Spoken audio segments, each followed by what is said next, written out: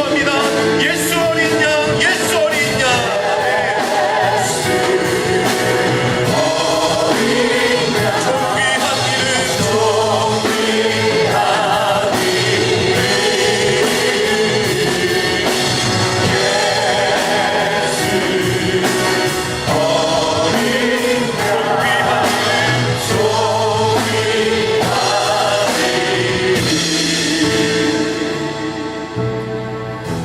우리 함께 기도하겠습니다.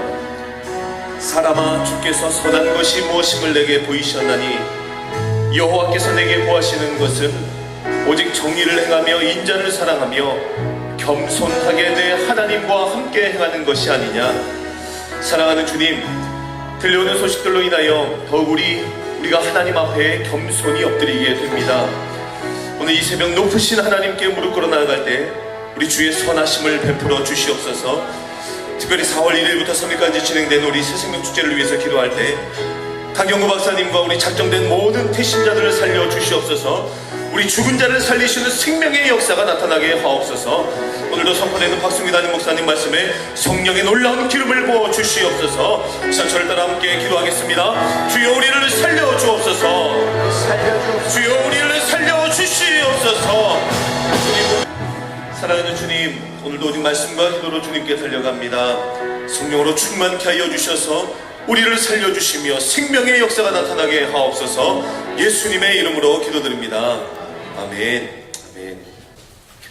사도행전 22장 1절에서 16절 말씀을 찾으셔서 함께 교도가실 때에 오늘 하나님께서 우리에게 주시는 계시의 말씀으로 받으시기 바랍니다. 제가 먼저 1절을 봉독합니다. 부형들아, 내가 지금 여러분 앞에서 변명하는 말을 들으라. 그들이 그가 히브리 말로 말하고 듣고 더욱 두려워하자. 이어 이르되, 나는 유대인으로 길리기아 다소에서 났고 이성에서 자라 가말리엘의 문화에서 우리 조상들의 율법에 엄한 교훈을 받았고 오늘 너희 모든 사람처럼 하나님께 대하여 열심히 있는 자라. 내가 이 돌을 박해하여 사람을 죽이기까지 남녀를 결박하여 오게 넘겼느니 이에 대제사장과 모든 장로들이 내 증인이라. 또 내가 그들에게서 다메섹 형제들에게 가는 공문을 받아가지고 거기 있는 자들도 결박하여 예루살렘으로 끌어다가 형벌을 받게 하려고 가더니 가는 중 다메섹에 가까이 갔을 때 오정쯤 되어 후련히 하늘로부터 큰 빛이 나를 불러 비치매 내가 땅에 엎드려져 들으니 소리 있어 이르되, 사울아 사울아, 내가 왜 나를 박해하느냐 하시거늘 내가 대답하되, 주님 누구시니까? 이르시되, 나는 내가 박해하는 나사렛 예수라 하시더라. 나와 함께 있는 사람들의 빛은 보면서도 나에게 말씀하시는 이의 소리는 듣지 못하노라. 내가 이르시되, 주 무엇을 하니까? 일어나 다메섹으로 들어가라. 내가 해야 할 모든 것을 거기서 그가 이르리라 하시거늘 나는 그 빛의 광채로 말미암아 볼 수 없게 되었으므로 나와 함께 있는 사람들의 손에 끌려 다메섹에 들어갔노라. 율법에 따라 경건한 사람으로 거기서 모든 유대인들에게 칭찬을 듣는 하나니라 하니라. 내게 와 곁에 서서 말하되, 형제 사울아 다시 보라 하거늘 즉시 그를 쳐다보노라. 그가 너희들의 우리 조상들의 하나님이 너를 택하여 너로 하여금 자기 뜻을 하게 하시며 그 의인을 보게 하시고 그 입에서 나오는 음성을 듣게 하셨으니 내가 그를 위하여 모든 사람 앞에서 내가 보고 들은 것의 증인이 되리라. 이제는 왜 주저하느냐? 일어나 주의 이름을 불러 세례를 받고 너희의 죄를 씻으라 하더라. 아멘. 가장 아름다운 만남이라는 제목으로 박승규 담임 목사님 하나님의 말씀 선포하시겠습니다. 할렐루야. 압도하는 은혜가 오늘 이 모든 분들에게 온전히 임하길 주님의 이름으로 간절히 소원합니다. 예루살렘의 수많은 율법주의자들이 이제 사도 바울을 죽이기로 작정을 하고 선동을 일으켰습니다. 성문 밖으로 사도 바울을 끌고 나갔는데, 성문 밖으로 사도 바울을 끌고 나간 이유는 돌로 쳐 죽이기 위해서 그런 것입니다. 이미 우리는 이것을 스데반이 돌로 쳐 죽임을 당한 상황 속에서 그러한 내용들을 이미 보았죠. 소문에 들어보니까 이스라엘 수만 명의 사람들이 모여서 이런 일들을 자행하는 것들이 아마 로마의 군대 천부장에게 보고가 된 것 같습니다. 보통 우리가 백부장, 천부장 이런 것은 그 단위를 얘기하는 겁니다. 그러니까 천부장은 심플하게 표현하면 약 한 1000명의 군인을 거느린 사람. 지금부터 2000년 전쯤에 1000명의 군인을 거느린 사람은 대단한 권력을 가진 사람이라고 볼 수 있습니다. 그런데 이 천부장이 원래 숫자적으로 따지면 모든 로마의 단위는 8명 단위로 되어 있습니다. 그래서 백부장 하면 100명이 아니라 한 80명 정도가 되는 거고요. 천부장 하면 약 한 800명 정도 되는 겁니다. 애니 어쨌든 약 한 800명 정도를 이렇게 데리고 군대를 움직이는 것은 그 당시 그곳에 상당히 중요한 위치에 있었던 것을 볼 수 있습니다. 이 천부장이 군대를 보내어서 사도 바울을 체포해버렸습니다. 체포해버린 이유는 뭐냐면 이미 맞고 얻어 터져서 만신창이가 되었고 그대로 놓아두면 분명히 죽음을 당할 것을 위기를 알고 어떻게 보면 군인들이 와서 이 소동을 금지시킨 것인데 따지고 본다면 정말 하나님께서 또 그 마지막 타이밍에 사도 바울을 보호하시고 지키시는 모습을 볼 수 있습니다. 이제 체포가 되자 이 천부장이 물어봅니다. 아마 그 당시에 그런 일들이 많이 일어났던 것 같아요.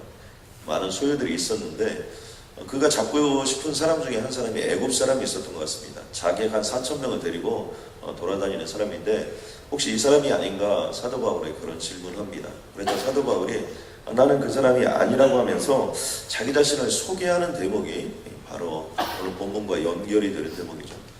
자기 자신을 뭐라고 소개하냐면 그 하나는 자신을 길리기아 다수의 시민이며 또 그 성에서 자랐던 사람이라고 자기 자신을 고백합니다.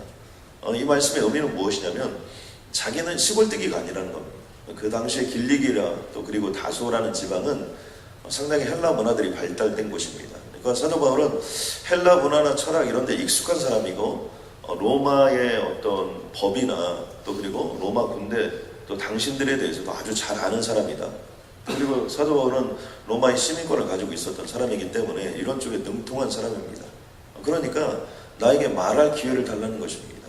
우리가 여기서 한 가지 알 수 있는 것은 무엇이냐면 말씀 속에도 나와 있지만 변명을 하는 부분이라고 이렇게 표현하고 있습니다. 그러니까 우리가 때로는요 우리가 크리스천으로서 어떤 일을 당하고 또 어려운 힘든 일이 우리에게 있고 참고 견뎌야 되죠. 때로는 아주 우리가 정면을 좀 반박하면서 또 우리들이 해야 될 여러 가지 부분들에 대해서 변명도 하고 또 그리고 논쟁도 펼치고 설득도 하고 이런 부분들이 필요하다는 것입니다. 둘은 익숙한 히브리 말로 히브리 사람들에게 그 천부장의 허락을 받고 자신이 어떤 사람인가에 대하여 이야기를 하기 시작합니다. 그 중에 하나가 가말리엘의 문화라고 자신을 소개하고 있는 대목이 있습니다. 그러니까 길리기아 다소 출신입니다. 이것은 천부장에게 로마의 사람들에게 한 얘기라면 내가 가말리엘의 문화의 출신이다. 이것은 바로 유대인들에게 하는 얘기입니다. 이 가말리엘이라는 것은 오늘날로 따지자면 하버드나 예일 이런 것처럼 당시에 최고의 어떤 문화생들을 두었고 또 율법이나 이런 경지에 이르는 어떤 그런 사람 그 랍비 밑에서 자신이 공부를 했다는 거죠. 우리가 플라톤이나 여러 가지 그 아리스토텔레스나 이런 사람들을 보면 누구 밑에서 공부했냐 이것이 대단히 중요합니다. 그런 것처럼 가말리엘의 문화라는 것은 오늘날로 말하면 일종의 대학 같은 곳, 또 그리고 그 유명한 사람 밑에서 공부했다는 것으로서 모든 것들이 드러나게 되는 것들을 가리키는 것을 볼 수 있습니다. 그러니까 내가 지금 하나님의 복음을 전하고 또 그리고 너희들과 이렇게 지금 상대를 하고 너희들이 나를 때렸지만 내가 그렇게 무식하게 또 아무것도 모르고 또 그냥 이렇게 복음만 주장하고 이런 사람이 아니라는 거예요.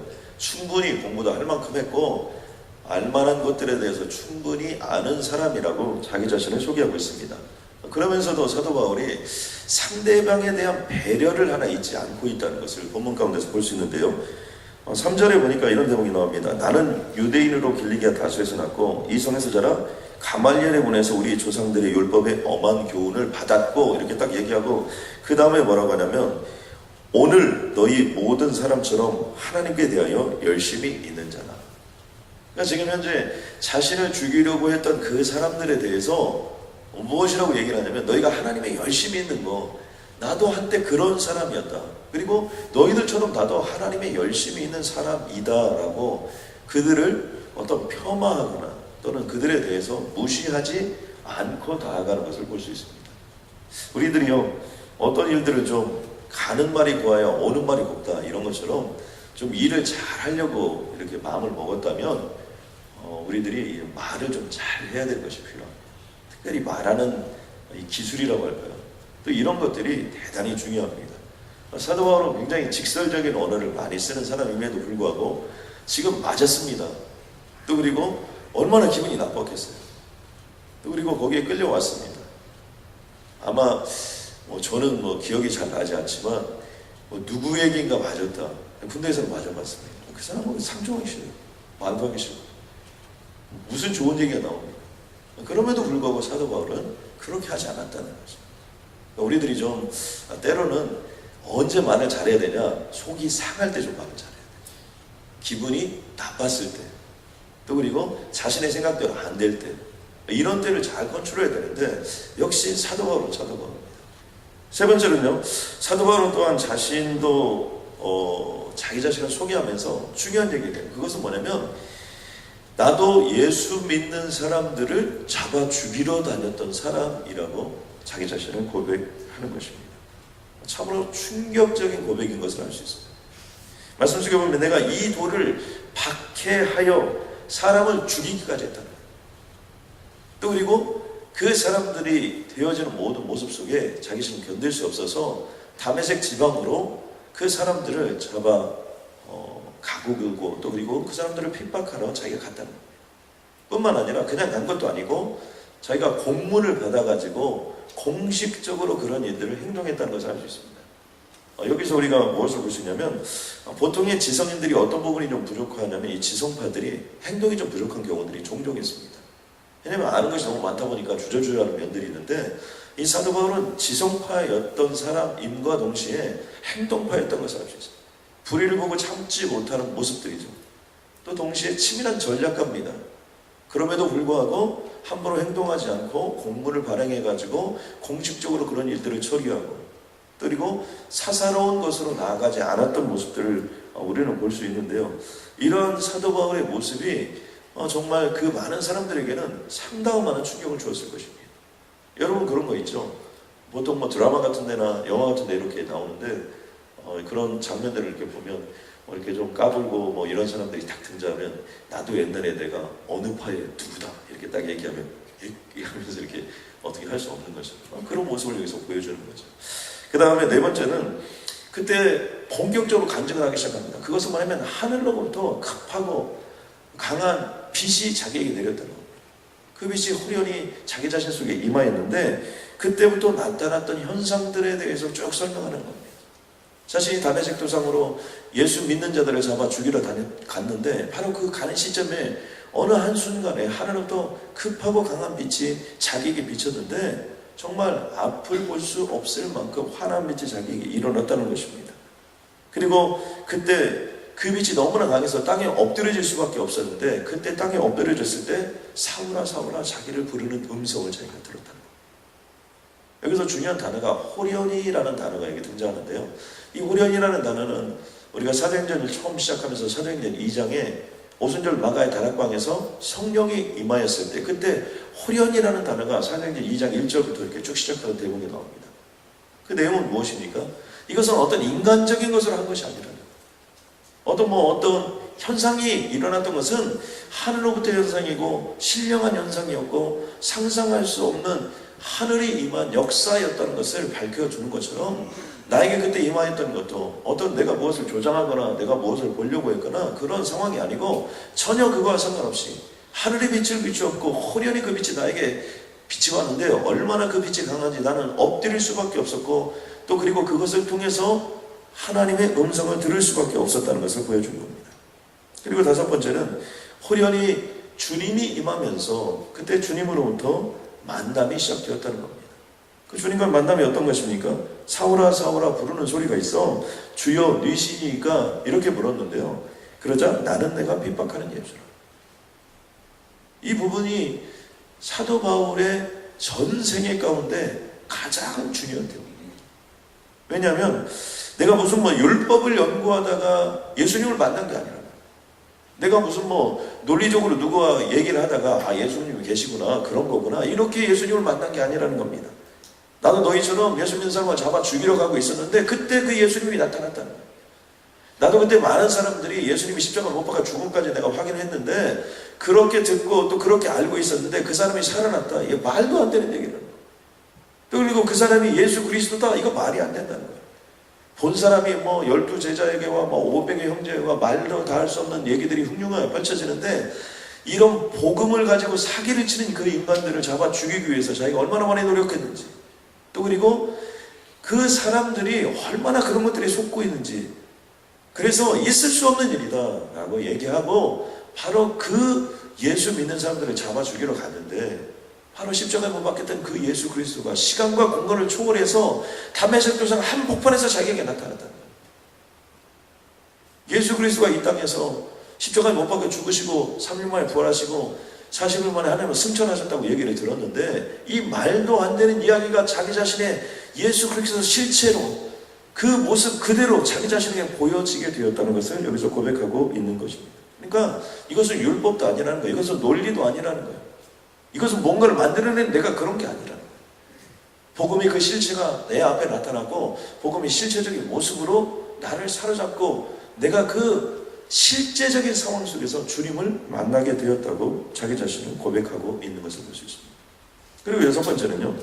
그 빛 때문에 더 이상 아무것도 볼 수 없는 봉사가 되어버렸다는 거예요. 그 광채로 말미암아 볼 수 없게 되었으므로 나와 함께 있는 사람들의 손에 이끌려서 다메섹으로 갔다는 거예요.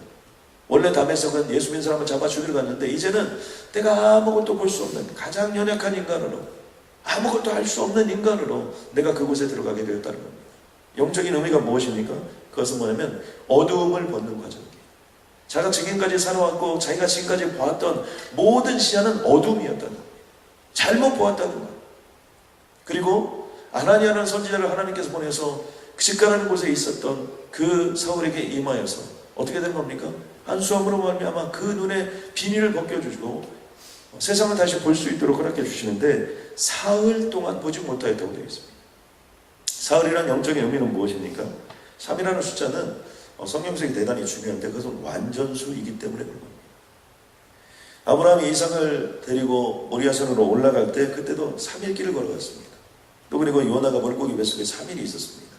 그리고 예수님이 십자가에 못 박히시고 3일이 그 어둠 속에 있었고요. 또 그리고 사울이 변신했던 이 기간도 보니까 3일이라는 시간이 주어집니다.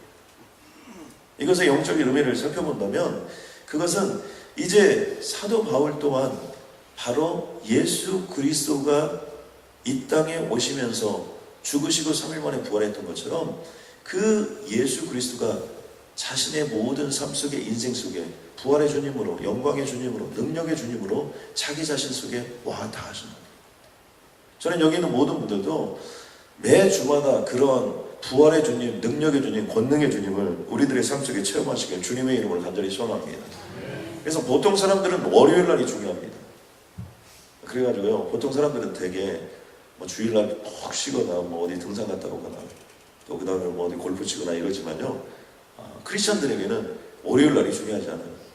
항상 크리스천들에게는 금토일이 중요합니다.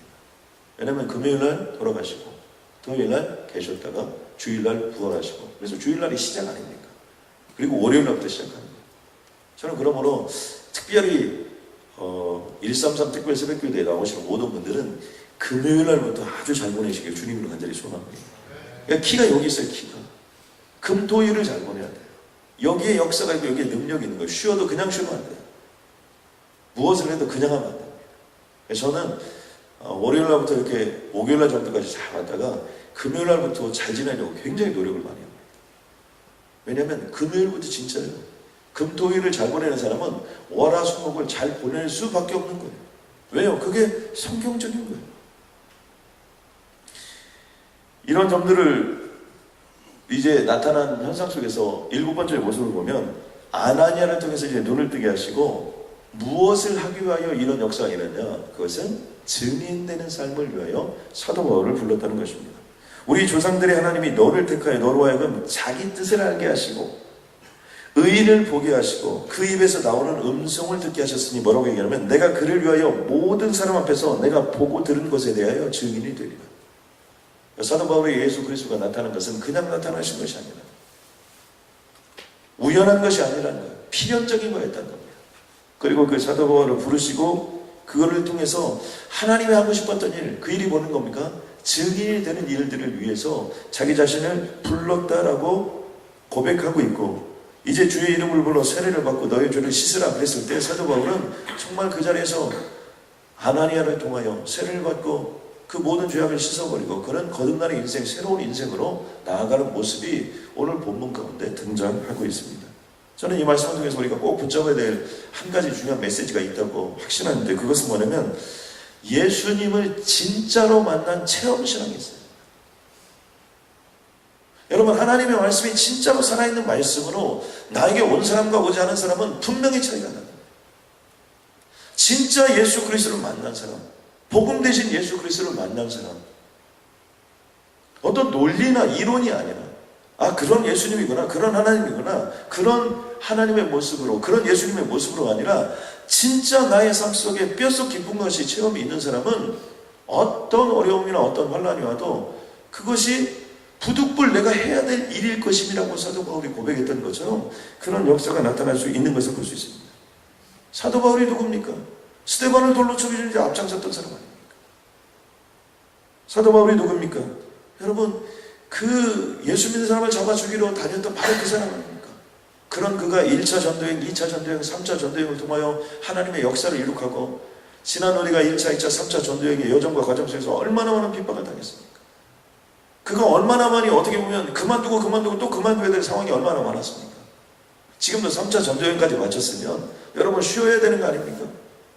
여러분, 선교제에 나갔다가 좀 안식년 들어왔다가 선교제 안 들어가고 안식년 들었다가 선교제 안 안식년 들었다가 세 번째까지 돌았으면 이제 좀 그만둬야 되는 거 아닙니까? 그럼에도 불구하고 어떻게 돼요? 계속해서 복음의 향을 나갑니다. 자신을 조금 전까지 때리고 그 다음에 죽이려고 하고 돌로 쳐 죽이려고 했던 바로 그 사람들에게 무엇을 전하고 있는 거예요? 지금 무슨 얘기를 하고 있는가? 변명하는 겁니까? 아니에요. 하나님의 복음을 전하는 거예요. 왜요? 내가 이 일을 위하여 예수 그리스도가 나에게 나타나 나에게 보여주었다는 거예요. 복음의 실체를 나는 체험한 자라는 거예요. 여러분이 나를 죽여도 괜찮다는 거예요. 예수는 살아있다는 거예요. 그러므로 주 예수 그리스도를 믿으라고 선포하고 나아가는 모습을 볼 수 있는 겁니다. 저는 최근에 어떤 모임에 갔습니다. 그런데 그 모임에서 저에게 이런 질문을 했습니다. 어떻게 목회자가 되기로 결심을 했습니까? 그래서 제가 여러분들 앞에서 간증 아닌 간증을 하게 되었습니다. 저는 대학을 졸업할 그 시점에 한국에 이렇게 군대를 갔다 오고 그러니까 어떤 친구들은 대학원에 간 친구들도 있고요. 어떤 친구들은 대학을 졸업한 친구들도 있고요. 취업을 한 친구들도 있고, 어떤 친구들은 대학을 다니고 있었던 친구들도 있었습니다. 그런데 친구 중에 하나가 결혼을 했습니다. 그래서 결혼식 전에 한국에서는 이렇게 이런 집에 모여서 또는 영화 같은 데 이런 데 모여서 그 친구들하고 같이 노는 시간이 있어요. 친구들하고 이제 같이 즐거운 시간을 갖고 있는데, 그때 열띤 토론이 벌어진 게 뭐냐면 사회에 나가보니까 신앙생활을 하기 힘들다는 거예요. 너무너무 어렵다는 거예요. 그 중에 하나는 이런 친구도 있었어요. 자기 상사가 결혼을 하셨는데 애가 없대요. 그런데 주말마다 자기한테 전화한다. 주일날은 꼭 등산 가자고 한다. 신앙생활을 할 수가 없다는 거예요. 자유가 없다는 자유가. 그러면서 정말 우리가 이렇게 신앙생활을 해서 되겠냐. 같이 신앙생활 참 잘했던 친구들이거든요.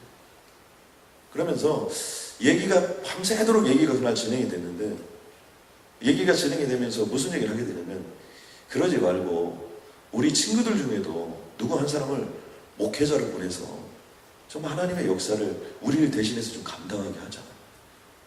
거기까지 정말 이건 진짜 하나님의 뜻이다. 얼마나 마음들이 불타오르는지 모릅니다. 그런데 결론이 어떻게 되냐면, 누가 가냐 그 길을. 바로 너. 근데 저를 지적하는 거예요. 그래서 제가 왜 나냐. 결론이 뭐였냐면, 그래도 네가 믿음의 가정 속에서 신앙의 가정 속에 자랐고 우리들 중에 네가 제일 신실하지 않느냐. 그래서 네가 어떻게 하냐, 내가 신실하지 않았는지. 지금까지 어렸을 때부터 같이 이렇게 자라왔으니까. 우리 중에 네가 믿음이 제일 좋지 않느냐. 그래서 나는 도저히 받아들일 수 없다. 그럼 너희들이 가라. 왜 내가 가야 되냐. 이렇게 해서 그 밤이 끝나고 저희 친구들이 저를 그 당시에 가나안 농군학교라는 것을 보내줬습니다. 거기는 김명기 장로님이 그것을 만드셨는데 김범일 교장 선생님이 그 당시에 있었습니다. 거기서는 한국의 기독교나 이런 사회단체 이런 데 많은 사람들을 받아서 그때 당시에 현대나 기아나 이런 단체들 다 받아서 거기서 정신교육도 시키고 그런 일들을 하고 있었습니다. 그래서 그곳에 가서 친구들이 돈을 모아주고 그곳에 가서 훈련을 좀 받고 와라 가서 정말 떠밀려서 제가 거기에 갔습니다. 그리고 이제 김범일 교장 선생님을 만나가지고 그때 연수를 들어오신 분들이 계셨거든요. 저는 혼자였으니까 그 연수에 이제 같이 참석하면서 교장 선생님하고 이제 여러 가지 얘기를 나눴죠. 그리고 교장 선생님께서 같이 기도해보자고. 그리고 이제 연수팀들이 왔기 때문에 자기네들끼리 워크숍을 하는 타임이 있었습니다. 그래서 저는 그 뒷산에 있는 토굴이 있었는데 그 토굴에 올라가서 기도하고 있었어요. 기도도 하고 거기서 잠도 자고 이런 시간을 거기서 갖고 있었는데 그때 잠깐 잠이 들었는데 그때 꿈에 하나님께서 저에게 분명히 나타나셨어요.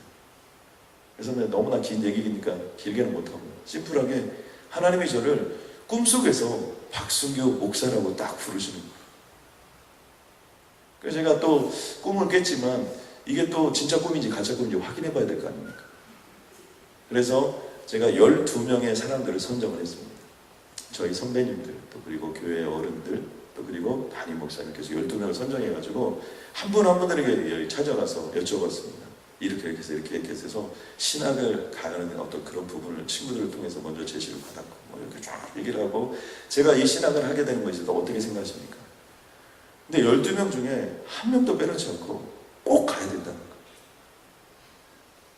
이렇게 해서 시작해서 제가 제 자유로 시작한 것이 아니고 친구들과 또 그리고 교회 어른들, 또 담임 목사님, 저는 정말 마음에 그렇게 많이 없었는데 그렇게 많은 분들의 서포팅을 받고 제가 여러분 하게 되었고요. 이 동부사랑교회 개척할 때도 제가 그냥 했던 게 아니에요. 미국의 12명, 한국의 12명, 총 24명에게 제가 다 저희 선배님들이나 유명한 목사님들, 지인들 이런 분들에게 다 편지도 보내고 이메일도 보내서 제가 이렇게 해서 개척의 기회가 저에게 왔는데 제가 개척을 하면 할 수 있겠는지 없겠는지 하나님 앞에 기도하시고 저에게 대답을 해주십시오. 근데 그 중에 24명 중에 23명이 저에게 꼭 하라고 얘기를 했고 그 다음에 딱 한 분은 무슨 얘기를 저에게 해주시냐면 마지막으로 이렇게 썼더라고요. 끝장을 보려면 하고 아니면 지금 그만둬라 이렇게 해서 24명 전원이 동부사랑교회 개척하는데 다 기도해 주기로 하고 하면 좋겠다고 해서 제가 응답을 안 받은 게 아니라 응답을 다 받았지만 확인 작업을 거쳐서 제가 지금 여기까지 왔어요.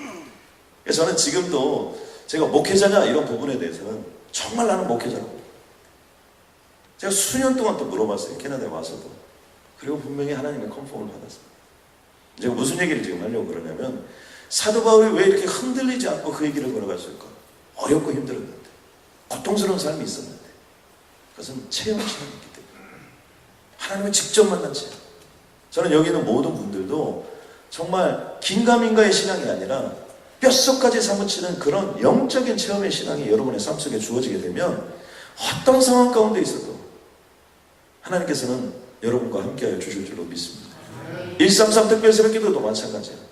저는 지난 연말에 분명히 여호와의 성산에 올라가는 꿈을 꾸었기 때문에 이 기도가 이루어지는 모든 과정과 여정 속에서 여러분은 하나님의 기적을 보고 능력을 보고 권능을 보게 될 줄로 믿습니다. 하나님 감사합니다. 정말 사도 바울처럼 우리 인생도 하나님을 만나고 예수님을 만나고 성령이 역사한 것을 간증하는 인생이 되게 하여 주옵소서. 하나님, 예수인 것 같다가 아니라 믿음인 것처럼이 아니라 오직 예수, 오직 믿음이 나의 삶 속의 뼛속까지 하나님 체험되어지고 체득되어져서 고백하지 않고는 견딜 수 없는, 부득불 전하지 않고는 견딜 수 없는 그런 간증하는 인생이 되게 하여 주시옵소서. 동부사랑교회를 불쌍히 여겨 주옵소서. 하나님께서 친히 주인이 되어 주시어서 주님 역사하여 주시옵고 예수 그리스도께서 친히 담임 목사님이 되어 주시어서 주님 동부사랑교회를 살려주시고 주님의 영광의 길로 인도하여 주시오며 성령 하나님께서 좌정하여 주시어서 오늘도 이곳에서 복음의 진원지와 복음의 진원지가 되어 하나님의 영광 가운데 날마다 하나님이 기뻐하시는 일만을 행할 수 있는 그런 교회 되게 하여 주옵소서. 오늘 이 자리에 있는 모든 분들을 성령으로 사로잡아 주셔서 반드시 사용하여 주시고 써 주시옵소서. 예수님의 이름으로 기도드렸습니다.